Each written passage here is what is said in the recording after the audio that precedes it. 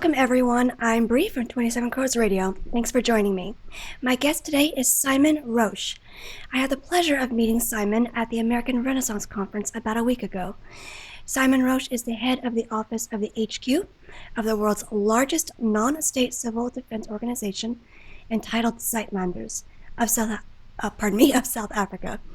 He's given many speaking tours and raises awareness concerning the coming catastrophe taking place in South Africa. Welcome, Simon. It's great to see you again. Nice to see you too, Bree. Thank you very much for inviting me onto your show. No problem. I was so fascinated by so many things you had to tell us. So many are unaware of what's taking place in South Africa right now. If I mention it to people outside of the alt-right, they tend to look at me with kind of blank eyes. They don't know what I'm talking about. Can you tell my audience a bit about the Sightlanders and what your organization is about? Yes, Bree, we are, as you said, the largest non-state civil defense organization in the world, and we are constituted under international law, particularly but not only the protocols additional to the Geneva Conventions, which are designed to govern the circumstances of civilian non-combatants in circumstances of armed conflict. And in South Africa at the moment, there is a building crisis which is liable to fracture along racial lines. There has been, over the past 23 years, since Nelson Mandela and the African National Congress assumed power in South Africa, a spate of murder and rape and robbery and vehicle hijackings that is almost incomparable anywhere else in the world. Now, added to that has been a severe decline in governance. Added to that has been overt threats by our government concerning a race war. And that's sort of a summation of what brings us to the point as white South Africans to prepare for a civil war. It's not that we're neurotic or paranoid or that we're right-wing haters or anything like that. We're just ordinary people who see that our country is crumbling severely and who hear our black leaders saying within 5 years there will be no whites left in South Africa. And things like, I'm not calling for the slaughter of all whites yet. And so Yet. That's a frightening statement to hear. Do the people in South Africa hear that? Are they alarmed? Are they kind of not really seeing the threat at hand? Bree, the population of South Africa is about 55 million. I read this morning that it's almost 56 million now, but let's use 55 million as a round number. The white population of South Africa is around about 4.7 million. And so we work out to be about 8.5%. That is to say, 1 in 12 people. 1 white person, 11 non-white people. That's overwhelming odds. Those are overwhelming odds. That's right. Now, of those white people, approximately 40 to 60%, something like half, are what you might describe as either liberal or compliant. So they're perhaps not necessarily liberal, but they are compliant to the spirit of the new South Africa as it has been thrust down their throats over the past 30 to 40 years. You know, how things should be, the integration, the this, the that, the next thing. And they toe the party line in that sense. The remainder, about 40%, are what you might call conservative going on towards right wing, if I may use those terms. So if you ask me whether people are aware of what's going on, many wealthy white South Africans and or liberal white South Africans, either for reasons of money, in other words, they're insulated from the crisis, or reasons of ideology, in other words, they don't want to believe in the crisis, are in a sense oblivious to it. But I would say that about 40%, to give a brief answer to your question, to come right to the point, about 40% of white South Africans are now properly concerned. Goodness, I can't imagine having to wake up the other 60% as to the real threat when you're trying to convince people, because I know what it took for me to get red-pilled on a lot of these things. So when you're living in it and still can't wake up to that, that's a bit frightening to me. Yeah, it's terribly frightening. You know, there are circumstances in which people, for example, may have had their houses burgled from top to bottom twice. And perhaps an aunt has suffered some sort of a rape, and some people have been hurt here and there. But as long as it's not you and it's not your daughter, then you can kind of pretend that it doesn't happen. But what we've endeavored to do on this 5-month tour of the USA is to present overwhelming statistics to the people that we speak to, and we tend to err on the side of caution. That is to say that we tend to use statistics from liberal sources wherever possible. And we give these presentations, and a large portion of them is very, very boring, because we just go through statistic after statistic after statistic, so that nobody can say afterwards, well, Saitlanders is neurotic, and Simon is hysterical, and the whites of South Africa are paranoid.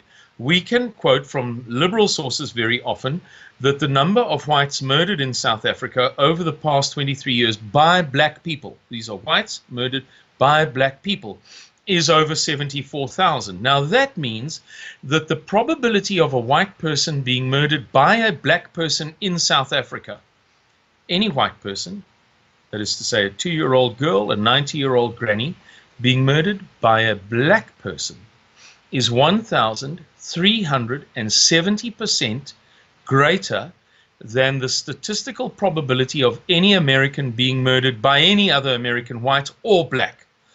Those statistics are what make our argument persuasive, because you are correct to say that many people haven't woken up and the international media is not covering this thing. So we really have to provide compelling arguments. Now, when I read articles about the sheer brutality of the murders of the white farmers over there, I was truly blown away. For the viewers out there who don't know the depth of the violence and the crime and the rapes taking place, can you explain what's happening to these farmers and to the whites in general? Right. Well, we've spoken a little bit about the white statistics. To go on to the farmers, the likelihood of a farmer being murdered in South Africa is greater than the likelihood of a United States soldier. In other words, when we speak of a farmer, we include the family. So the little daughter, the mommy, the visiting granny, etc., etc. The likelihood of a farmer being murdered in South Africa is greater than the chances of a United States infantryman dying in combat in Iraq or Afghanistan during this entire period of occupation of Iraq and Afghanistan, not just now. The likelihood of a white farmer dying in South Africa at the hands of a black person is 2.02 times the likelihood of a policeman being killed in South Africa, and we have one of the highest rates of police murder in the world. There is a liberal organization, very liberal, in South Africa, which advances women's rights and has a lot to do with rape and this kind of thing. And by their measurement, not ours as conservatives, this is from them, the rate of rape of women in their lifetimes. So in the lifetime of a woman, the chances are 1 in 3 that she will be raped. So 33% of all women in South Africa will be raped in their lifetime, some of them more than once. These are phenomenal statistics, but it doesn't suit the agenda of the global capital-driven mainstream media to discuss this, because they would undermine themselves severely if they were, after 40 years of ramming down the throats of the Western media consumers, the narrative that integration and is wonderful, harmony, and Nelson Mandela, what a dear, sweet man, such a lovely smile, etc., etc. And they were now to say, oh, the new South African rainbow nation is not working. And that's the reason why they don't cover it. During your speech at Amron, you said that the land that the Dutch occupied when they first colonized South Africa was pretty much abandoned, and now there's a constant narrative that the whites stole that land and stole the resources from everyone else. Yes. Can you tell my audience a little bit more about the early history of the region that was settled by the whites, and when did the racial conflict start? Yes, certainly, Bree. It's a very long and complicated story, so I'll endeavor to be as succint as possible. We never ever say that white people came to South Africa and never did anything bad, that there was never any deviousness or deceit or trickery or what have you. There was a lot, particularly by the British in the early 1900s. They were wicked. What we do say is that the discourse is generally skewed. So if you study the history of South Africa at university, or if you study sociology or anthropology, you're going to be fed a pack of lies. The reality is this, that the first white permanent settlements in South Africa began with the arrival of 3 ships full of settlers on the 6th of April, 1652. When they arrived at the Cape of Good Hope, that is to say Cape Town, they found there only small scattered groups of little families of the Aboriginal people of South Africa, who many people know to this day as the Bushmen and Hottentots, and some others. The more politically correct term nowadays is Khoisan people. Now, these Khoisan people were very, very few in number. They were isolated groups that were itinerant. They didn't stay in one place. They were hunter-gatherers. They were nomads. And in fact, the famous Strandloper people, the beach walker people, were basically naked people who just collected food from the rocks on the coastline. And they had no houses to speak of, and so on and so forth. Very, very, very, very few people. And so there was very little conflict between the whites and these people. As the whites began to expand, so farmsteads were attacked and so on, but there wasn't any severe conflict. After 125 years, exactly 125 years of the white presence in South Africa, dealing with these little, frail, very small, extremely petite Aboriginal people, the whites met the first black people, as you would know black people, on the east bank of the Great Fish River near what is modern-day Somerset East. Now, I know that we're going into a little bit more detail than many people really need to know, but it's important that we provide facts when we make wild allegations like these.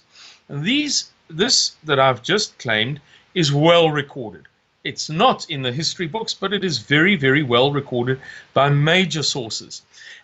So the simple reality is that whites and blacks, who are distinguished from the Aboriginal people, even through our own laws, the laws on the repatriation of farmland, exclude the Aboriginal people. The black people of South Africa have kept them out of that benefit. So by their own definition, not mine, there is a distinction here.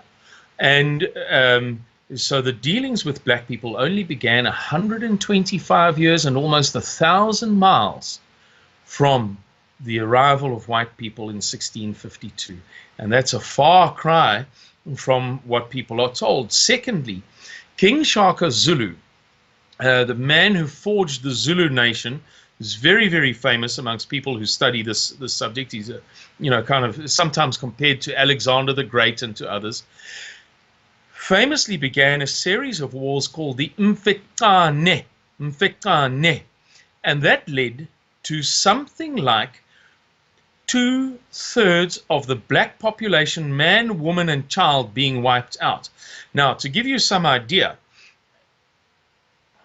in European wars, typically the rate of fatality runs to, this is historically speaking, 10 to 20 to maximum 30% of the combatants. So if the Bree clan and the Simon clan had a fight in Sweden or Switzerland or wherever you like, we would stop after 10, 20, 30% of the combatants were killed. In King Shaka's wars, 2/3 of the population was wiped out. This is an intensity of warfare, whether people like it or they don't like it, whether it's fashionable or not.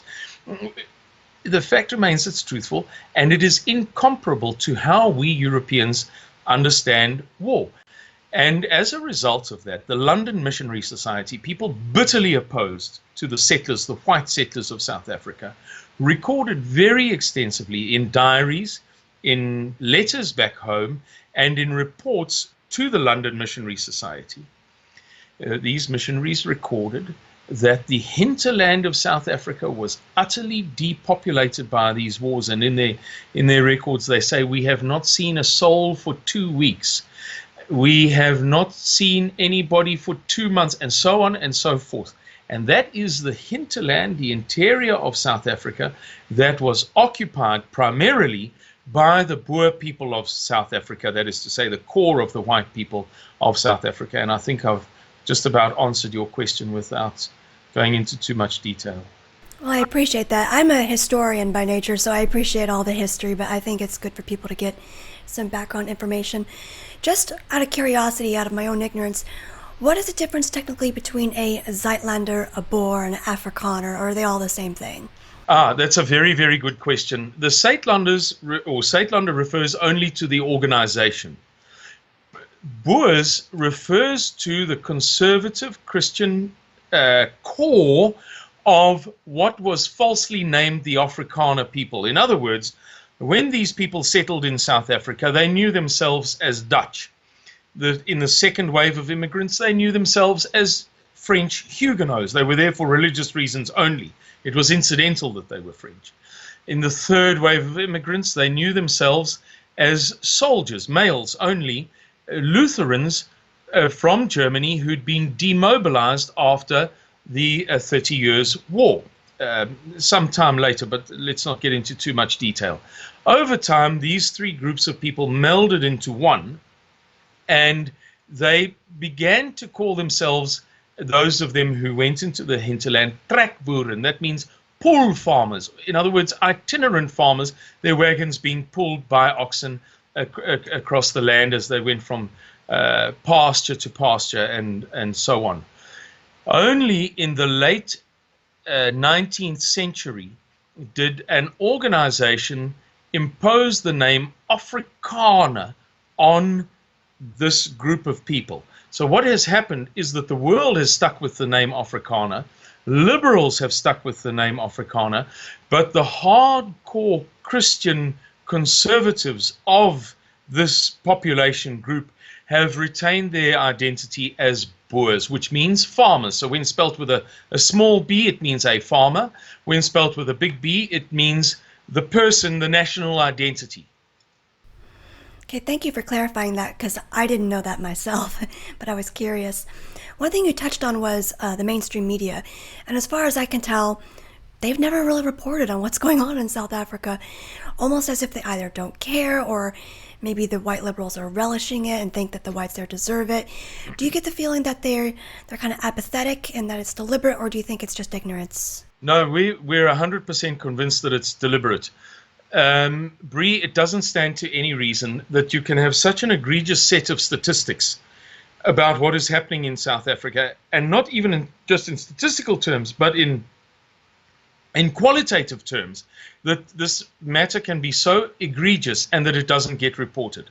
Look, if Australians were killing some or other minority, I don't know, Chinese, Croats, who knows, who cares, were killing some or other minority at the rate that whites are being murdered in South Africa, or if it was happening in Malaysia, Indonesia, Japan, Kazakhstan, Uzbekistan, at these rates, it would be reported on the front page of every newspaper, morning, noon, and night, every day.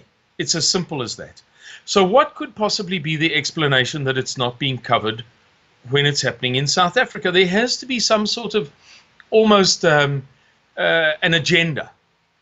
There has to be a reason for it. And we believe that the reason for it is that it would be too embarrassing for the mainstream media of the world, ABC, NBC, CBS, BBC, Canal Plus, TV Monde, and others, to tell the truth about this matter, because it would run 100% counter to the narrative that they gave over the past 40 years. Everything will be wonderful, the ANC, Nelson Mandela, such a sweet man, blah, blah, blah.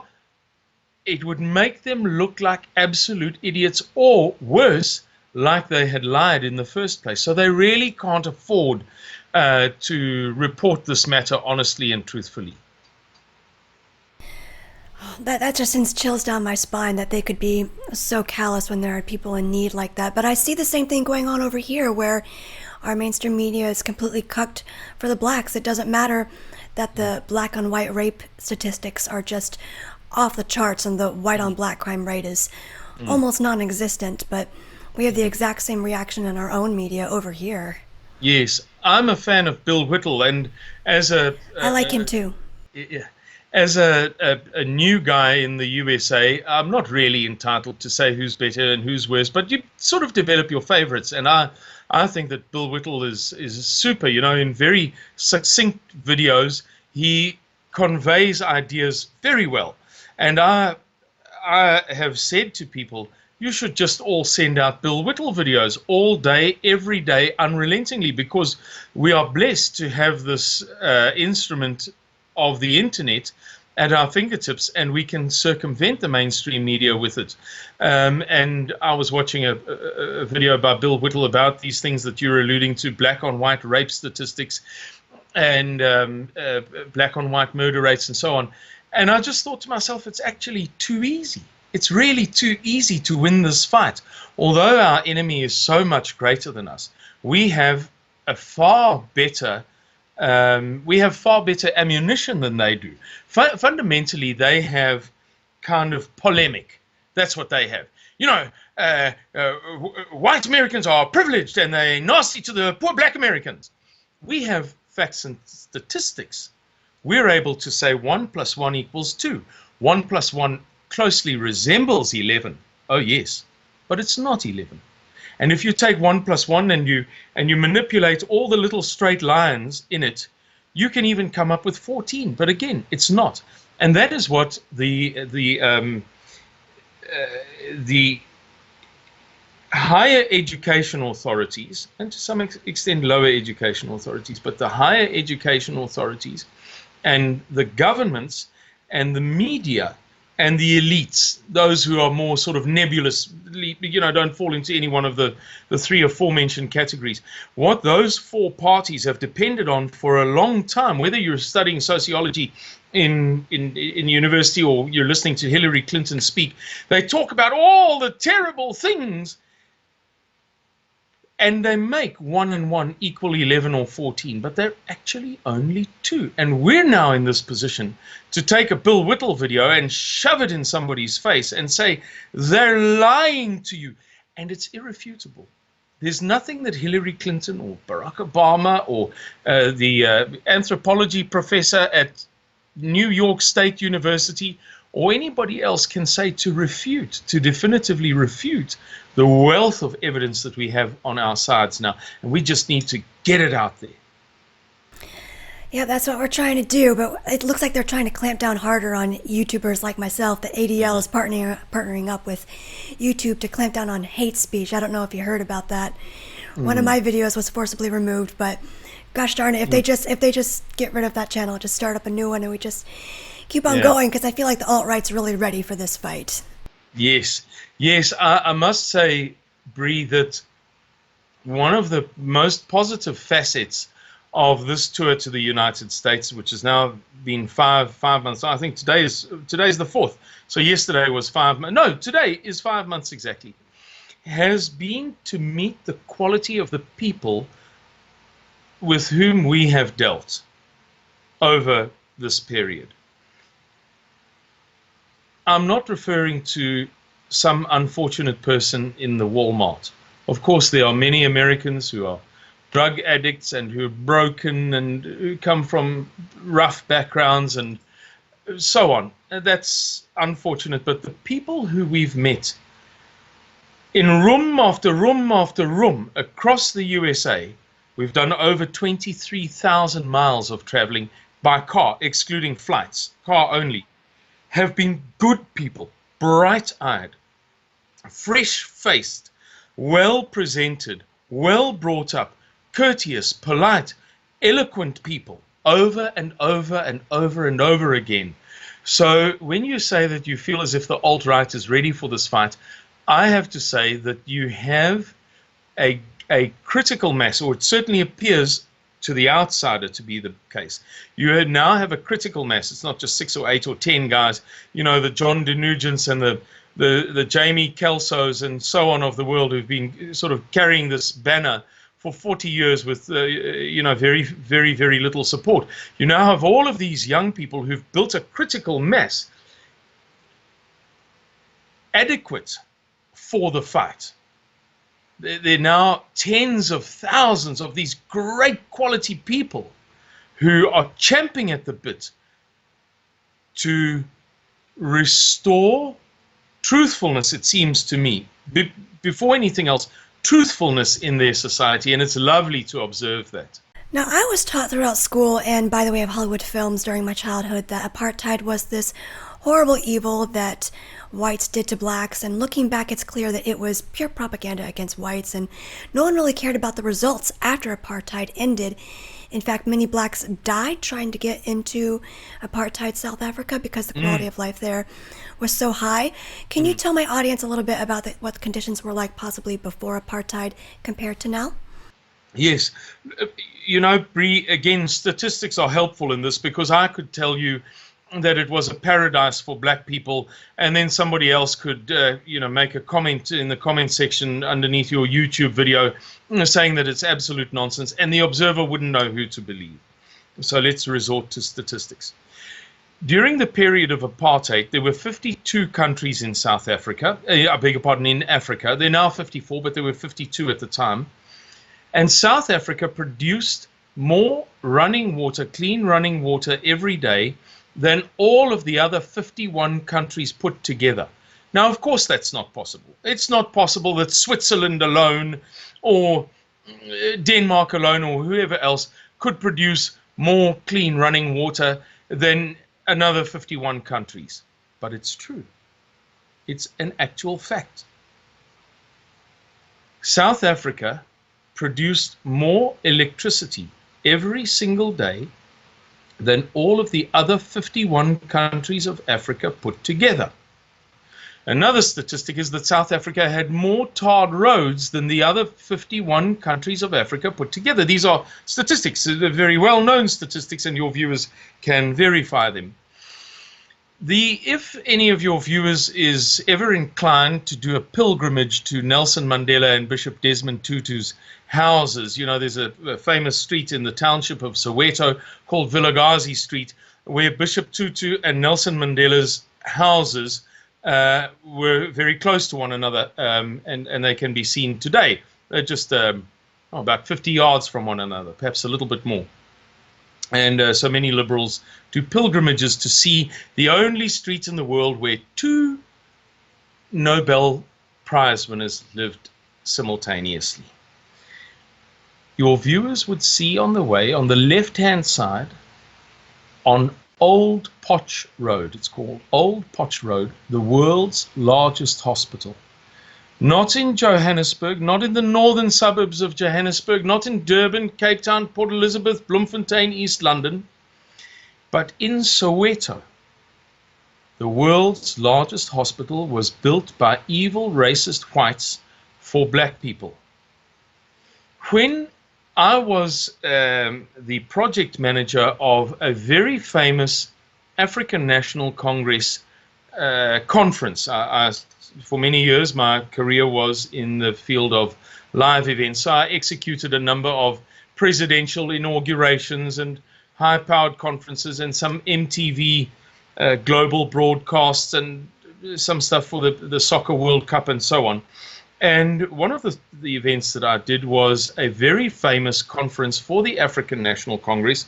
And at one point it became very, very violent inside the hall. That is to say, the two cliques, two groups of supporters within the African National Congress, delegates to the conference, began destroying a lot of the furniture and the microphones and the voting pads and so on that delegates to conferences use.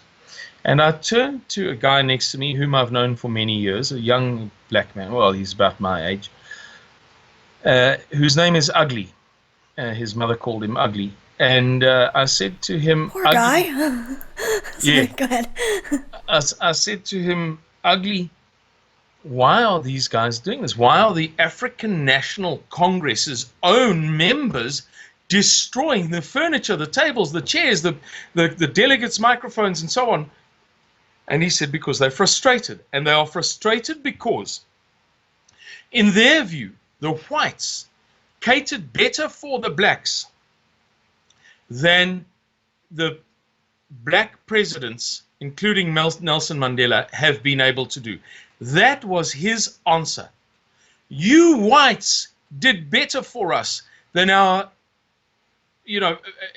unimpeachable, impeccable, flawless, immaculate African National Congress is able to do. And that gives an insight into the truth of this discourse over apartheid, whites, blacks, who's right, who's wrong, who's good, who's bad. I'm not saying that apartheid was a ball of laughs for everybody. I'm not saying that if I was black, I would have been perfectly satisfied being a second-class citizen. I am saying that the argument as it has been presented by CNN and Rutgers University and the Democratic Party and whoever else is fundamentally deceitful. That blows me away because, like I said, it goes completely contradictory to everything I was taught throughout school. But now, when I learned about race realism, it started to make sense. And race realism is one of those things that I tend to get a lot of pushback from people, and they'll tell me, oh, no, race and IQ can't be a thing because I know this one really smart black guy, he's an accountant, or I have a cousin who has a high IQ and they're a screw up in life. But for me, when I learned about it, it just started... and the world just started to make sense. Did you have the same experience when you discovered race realism?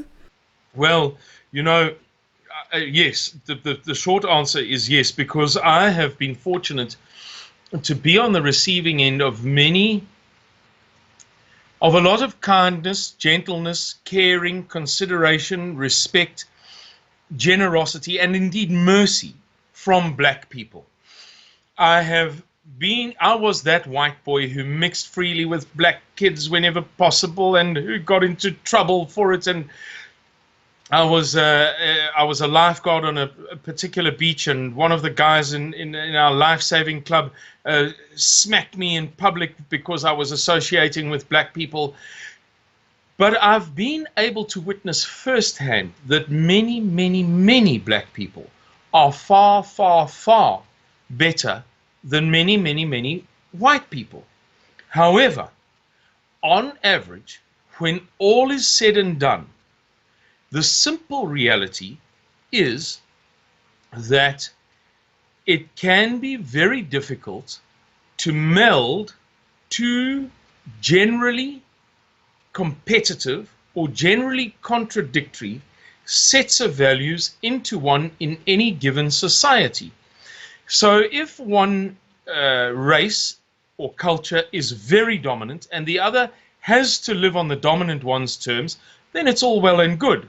But as soon as the dominant one begins to make concessions and say, well, we feel so bad because we're dominant and we're so nasty, you guys deserve a break. We're going to sponsor you. We're going to fund you. We're going to permit your culture to be raised up. Then the conflict increases almost immediately, as you see in your society and as we see in South Africa. It's very, very difficult to reconcile these practically contradictory cultures. As an organization, Suidlanders avoids getting embroiled in racial disputes because that's not our purpose. Our purpose is very simple.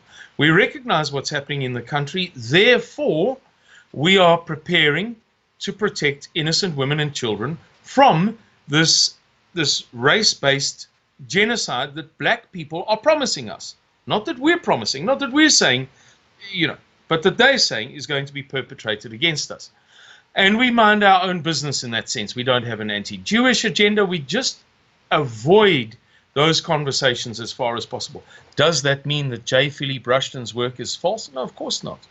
Of course not. I read an Antifa thing yesterday in which the guy wrote, the discredited scholar J. Philippe Rushton, and I thought to myself, that's the irony of it, is that he's never been discredited in scholarly terms. James Flynn, Richard Lynn, Charles Murray, this chap who did the research in Norway not so long ago, out of which he was able to very persuasively demonstrate that everything is nature and practically nothing in our characters is nurture. These guys are talking true science. You know this, I know this. Does it mean that I have to hate black people, particularly the black people who've been good to me through the course of my life? Of course not. Of course not. But am I going to side with the government against my own mommy and daddy? You must have rocks for brains. It's never going to happen. My people are my people. My culture is my culture. My beliefs are my beliefs. My loves are my loves. I'm not going to hate my people. I'm not going to be one of these self-hating, self-flagellating whites who detests everything that my mother and father sweated blood to provide for me. You can just forget about it. That's a very strong way to take it. I like that a lot. Speaking of that topic a little bit, I hear talk on the alt-right about Afrikaners wanting to stay and fight, and I remember you saying that in your speech. Is that right, or do some actually want refugee status? I can't remember the year now, I think it was 2008, but I could be mistaken. But in a recent census, the number of whites was 5 million and some odd thousand. I read recently that if the number of whites in South Africa had continued to grow at its normal rate, we would have now over 5.5 million whites in South Africa. But as I told you earlier, we have 4.7 million. The missing 800,000 whites is what we call the brain drain. White, competent, capable people who've emigrated to get away from the crime and violence to places like Australia, New Zealand, Canada, and to some extent the USA. The remaining whites find it difficult to leave because nobody wants to take us in as refugees. So some white people in South Africa have remained in South Africa against their will. They would love to leave. With that in mind, with those sort of exceptions, if you like, in mind, I'll answer your question head on. Many of us are determined to stay, regardless whether we could get refugee status or not, which we can't, but if we could, we would still remain, because we love the beautiful, beautiful country that our forefathers built with blood, sweat, and tears, Bree. In Orlando, we met a travel writer after we'd only been in the USA for 3 or 4 days, and he said that there are about 194 countries in the world, and he'd visited 140 of them, something like that. And he said, South Africa is head, shoulders, thorax, and abdomen the most beautiful country in the world. We have a magnificent country. We are not leaving. We are not going to capitulate to barbarianism. We are going to stand our ground for what is right and good and true. Bree, if we don't do it, who is going to do it? I love that you guys have that kind of strength. I find that so inspiring, the way you talk about it. You're so passionate about it. It's, and I appreciate the compliment. Don't get me wrong. Please don't think I'm being dismissive. But it's not passion. It's not nothing. It's just a decision to do what's right. Some people are passionate. Some people are this, some of that. But really, for myself, it's enough. It's just to do what's right for a change, rather than to capitulate to wickedness, to capitulate to a mentality in which our head of the police, the minister, the government minister responsible for police, because unlike in the USA where you have police departments, in every city and county and state and so on, our police is a national thing. The minister of police, this mentality where he can stand up in Parliament and say, if white people don't like the crime statistics in South Africa, referring to the rape and murder and the complaints of many white people about it, they can leave. This is the mentality that we're competing with. It's not a noble thing. What I'm doing is not noble. It's just right. To stop running, to stop being tempted by the prospect of going to Canada, only to leave my mother and father behind, and my sister, in a country that has the highest crime rates in the world. It's just right, Bree. Can you tell me a little bit about the sacrifices that you've made to raise awareness for what's going on in South Africa? Whew, you're the first person to ask me that question since I've been in the USA, and I'm not sure that I'm entirely comfortable answering it candidly. But yes, I have made sacrifices. I was once very successful in my profession, and did many prestigious pieces of work and earned a very fat salary. And over time, various things happened. You know, I fell ill. I was in a car accident. Various things happened. And at a certain point, I was offered an opportunity 3 times to reoccupy this very privileged position, earning a very fat salary. Well, fat by my standards. Anyway, I thought I was a very lucky guy. And I turned it down because I had just reached the point where, in my own mind, I knew that I had to commit myself to this struggle. So that's one aspect. I won't go into too many details because, you know, then it becomes about family and other things.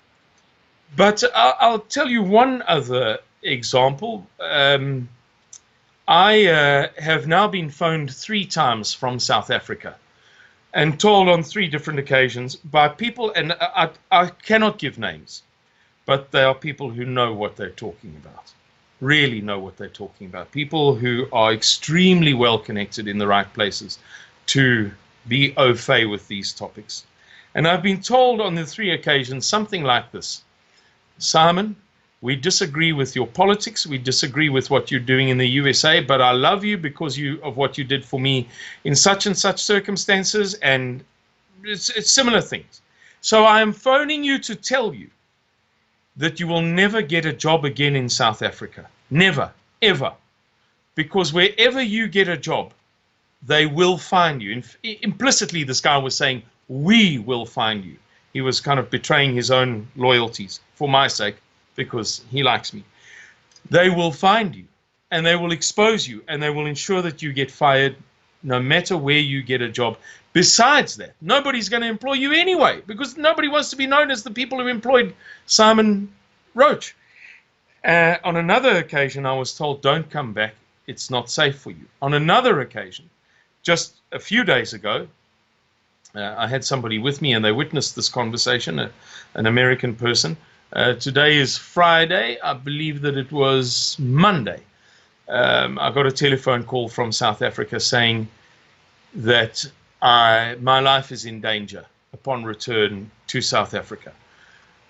You know, Bree, am I going to stop doing this thing? No, I'm not. On Tuesday, I got a barrage of insults from an American woman from San Francisco who has said San Francisco, that's what I call it. yeah, that I'm stealing money from Americans, that I'm Jewish, that I'm an ANC plant. What else did she say? Oh, a whole long list of crazy stuff. You know, this stuff is discouraging. Huh? It's very discouraging, particularly if you're a father of children. And, you know, all of the implications of that. To know that you're going to go home and be jobless. But, Bree, this is not heroic. It's not noble. It's not special. Sometimes in your life, you do something because it's the right thing to do. And we all know stories of guys who, you know, did something heroic, and it's in the local newspaper, and they interview this guy, and he says, I don't think of myself as a hero. And you think, oh, yeah.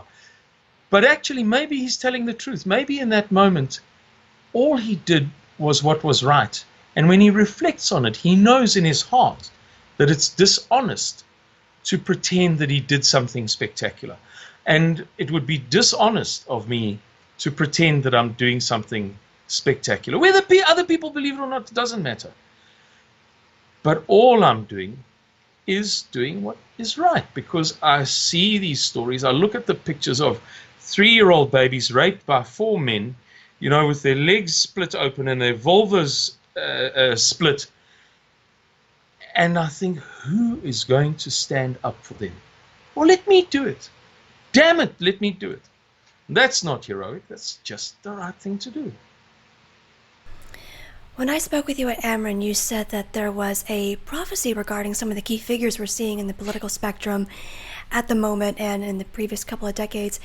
Can you tell my listeners about that? Because I was listening with bated breath. It was very interesting.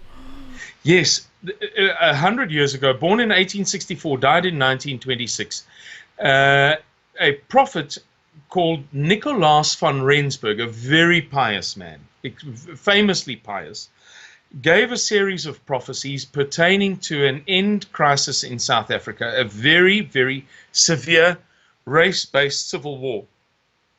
And when he gave the prophecies, his friends said to him, I'm summarizing, I'm really making a synopsis of this. But his friends said to him, look, you can't go around making prophecies like that. He had tremendous credibility already.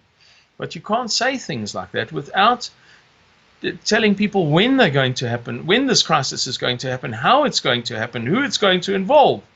You know, maybe we should all go back to Europe, where it'll be safer. This Africa thing is a failed exercise. So he said, you will know that there is a race war imminent in South Africa by the following signs. The first will be a sudden wave of black and brown-skinned migrants into Europe. He said, when you see that happen, when you see the stream become a wave, then you know. He said it will be at a time when a black boy has the reins of leadership of the United States government. And this black boy will, I'm struggling to translate, and I hope that nobody gets offended. People, that is to say, South Africans who know the prophecies, I hope that nobody gets offended, that I might make a little mistake here in trying to translate. But he said that this guy would confuse or disorient the USA from its traditional perspective, its traditional values, that he would twist them around and make them all topsy-turvy, and people wouldn't know anymore, Americans, what to believe in, because in his leadership, while he held the reins, traditional American values were so corrupted. But that the reins of leadership would be taken from his hands by a white man. Therefore, at the time, in the run-up to the election, many of the older folks in our organization were saying Donald Trump's going to win. Everybody else was saying he doesn't stand a chance. And they would say he's going to win, he's going to win. He can't not win, because statistically it's improbable that we'll have another black president within a reasonable period of time in the USA, you know. And it doesn't seem as if these prophecies are only going to come true in 100 years, as it were. So he said that the reins would be taken by a black male. He then said that the leader, a powerful figure with a stern gaze, would have a pluis kale kuif, which means hair resembling a wig. And these are the sorts of things that we hold very true to, because this guy has been right so much. He said 100 years ago that there would be a black government in South Africa, and it cost him all of his credibility in one fell swoop. Of course, once it came time that everybody could see that the African National Congress would participate in multiracial elections and was likely to win, and would thus likely be the government, then people began to, you know, take him seriously again, with a gap of almost 100 years. Well, not quite, 70 years or so. And he said that the first black leader, the first black ruler on the throne of South Africa would be deemed a saint by the world, so much so that when he died, he would be kept in a glass coffin for 7 days, and people would stream past, paying their respects to him, and the dignitaries would come from all over the world to pay homage at his graveside. He, what else did he say that would be relevant to you? Well, he said that a severe war, a third world war. He spoke about 3 world wars, and the third world war would be between the USA and Russia. And the suggestion is it's difficult to be certain, but if anybody thinks I'm exaggerating or they're not happy with the interpretations that we put on these things and they want to debate the thing, then we can happily have a conversation about it. It's really quite simple. It appears as if that crisis may begin in the Middle East, let's say Syria. I don't want to get carried away and say, oh, I had a dream last night. The Third World War is going to begin tomorrow in Syria. Far from it. But this guy did speak at length about who the belligerents would be and in what part of the world it would begin. And that is the apparent suggestion. Well, I think some of my viewers will find that equally as fascinating as I did. I remember hearing you talk about that and just being like, I've got to get him to talk about that on my channel because it was just fascinating. I had one more question for you. Just given your experiences in South Africa, what do you think whites in the U.S. should be expecting or prepared for if the resentment toward whites continues to get worse? Bree, the simple reality, it's not a complicated thing, is that if you and all of your liberal friends, I cut them out of my life. Okay, your former friends, but let's say whether it's you with your outlook or your sister, your friends, whatever, with their outlooks, no matter how radically different they may be to yours, we're able to go back in time to, let's say, the 1940s, the late 1940s, and you were to say to your grandparents or great-grandparents, this is how the USA will be in 2017, they wouldn't believe you. What has happened in the USA is one of the greatest perversions of any culture, any, they call it in legal terms, norms, mores, and values. The words that cover the notion of culture and identity and what you esteem to be right and wrong and so on.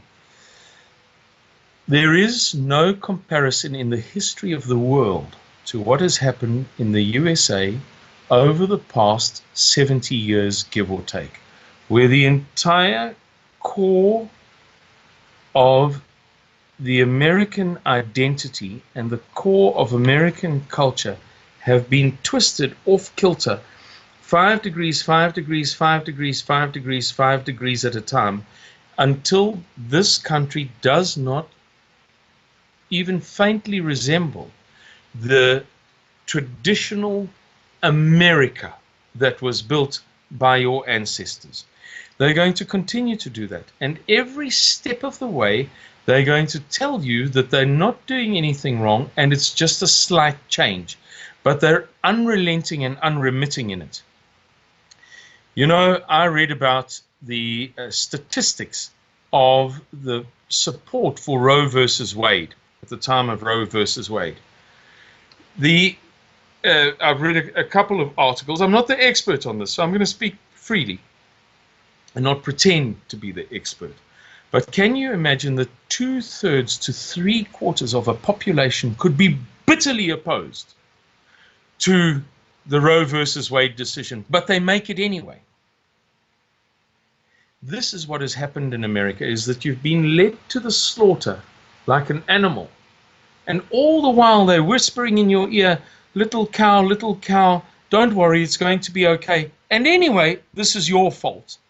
And so it is that the core of Americana, the core people who built this country, have been persuaded through guilt and to some extent shame as well, but particularly guilt. But more than anything else, they've been persuaded through trickery to acquiesce to the destruction of their own society. And now you can only expect it to get worse, because they have to ram through as much as they can in as short a period as they can before the alt-right, for want of a better word, before these true American patriots reach such a critical mass that they're actually able to make a meaningful difference. So what you will see now, and this is a matter of fact, is a number of rapid decisions being implemented that run counter to your culture. Whether Donald Trump can stop them or not, I don't know. Whether he's going to lose in the next election, whether he's going to be replaced by a rabid libertine, I don't know. But what tends to happen in these cycles is that once people begin waking up, as is happening now in the USA, then they begin to move much more quickly because they can't grant you the opportunity to wake up and get out of bed and pull the shotgun out of the closet and come downstairs and fire off a shot. You know, they have to sort of move more rapidly. That's sobering, but thank you for telling me that. I want you to let my viewers know how they can help and where they can find you. Thank you very much, Bree. The best place to learn more about us or to make a donation, for which we would be very grateful, is at suidlanders.org. That's SUID Landers, SUID Landers, very easy, .org. In the bottom right-hand corner of that excellent English language website, where people can learn a lot, they will see a PayPal link, and donations can be made there, and we would be very, very grateful. All of the money that we raise is audited. All of the money goes to its intended purpose, and its intended purpose is vital necessities for civilian non-combatants. That includes a wide variety of things. But if anybody would like to contact me personally to query something or to find out more or whatever, they're welcome to write to my email address, which is hk@suidlanders.co.za. That's hk@suidlanders.co.za. And I will have all that linked down below in the description for you guys to find. Thank you so much for taking the time to join me today, Simon. Thank you very much, Bree. All right, take care. Take care. Take care, everyone. Bye. God bless. Bye-bye.